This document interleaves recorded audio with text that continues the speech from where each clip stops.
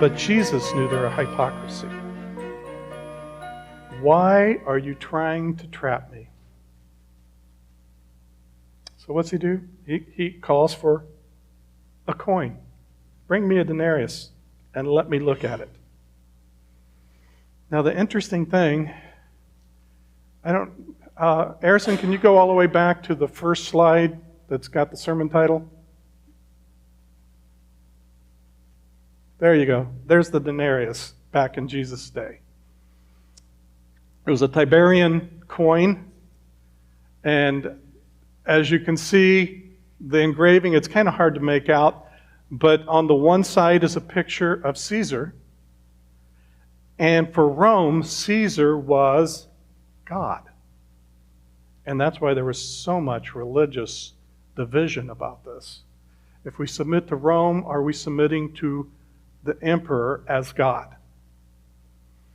And on it says that Augustus is Caesar, is God. And it's like, oh, so what are we going to do with this? The real religious, devout Hebrew would see this as idolatry. If you had a Roman coin in your pocket, that was idolatry. You had the Roman god in your pocket. So as they were doing their commerce in their culture, they had to use the Roman coins. Now, it's interesting.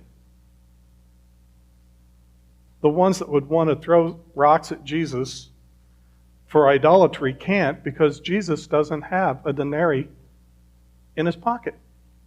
He has to ask for one. Bring me a denarius. They bring him a coin. Doesn't say he took it. Doesn't say he touched it. Don't know. Some of the details are left out. But on the zealot side, if you touched it, you're committing idolatry. So it's like, ugh. So Jesus doesn't even have one. He doesn't even have one on his person. And so when he says, whose image? Whose portrait? Whose face is that? And they said, Caesar's.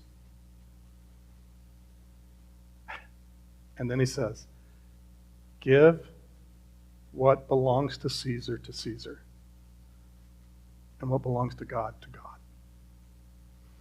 And this goes into the whole concept of image. It's the image of Caesar that's on the coin.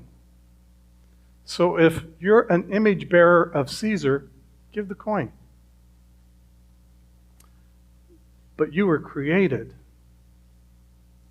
by God in his image. And so we find in first chapter of Genesis, verse 26, that it was in God's image that we were created, male and female, in the image of God.